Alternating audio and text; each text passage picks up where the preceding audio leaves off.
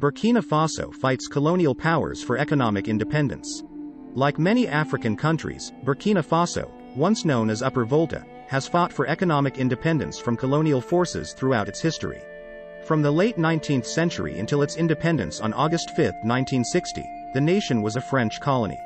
The economic practices and policies of the French colonial administration had a significant impact on Burkina Faso's economy throughout the colonial era, frequently to the detriment of the local populace.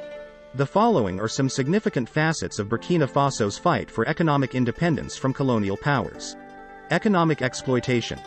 During the French colonial era, Burkina Faso's economy was essentially set up to benefit the colonial power. The colony's natural riches and agricultural products were taken advantage of by the French, who benefited at the expense of the indigenous populace. Land ownership and labor. To the benefit of the colonial government and European settlers, land tenure arrangements were changed, which resulted in the eviction of many Burkinabe, the people of Burkina Faso, from their lands. Practices involving forced labor were also widespread at the time. Dependence on cash crops. The French colonial authority promoted the production of cash crops for export, such as cotton and groundnuts, which resulted in a significant dependency on these crops. Burkina Faso becomes susceptible to changes in the price of commodities globally as a result. Burkina Faso only experienced limited industrialization while under colonial control. Instead of promoting regional enterprises that could add value to these resources and provide employment, the main focus was on extracting raw materials. Defeat of colonial domination. The fight for independence from colonial domination included both political and economic emancipation. The goal of leaders like Maurice Yameogo, who was elected as Burkina Faso's first president after the country gained independence, was to abolish the economic exploitation imposed by colonial powers. Economic policies adopted after independence. To encourage economic growth and self-sufficiency, Burkina Faso adopted a number of economic policies.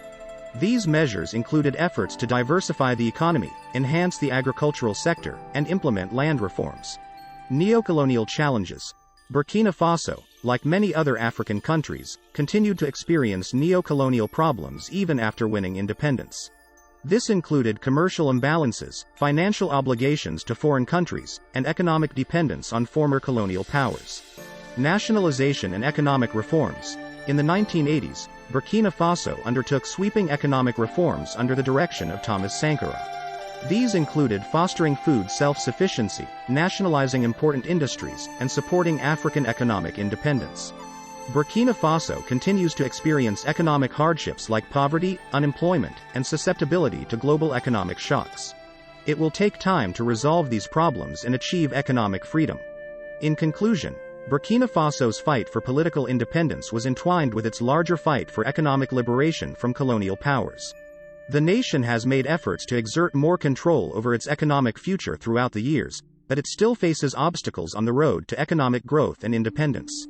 Sincere gratitude to my viewer. We encourage you to share this video with family and friends for more content like this, and don't forget to subscribe and like this video.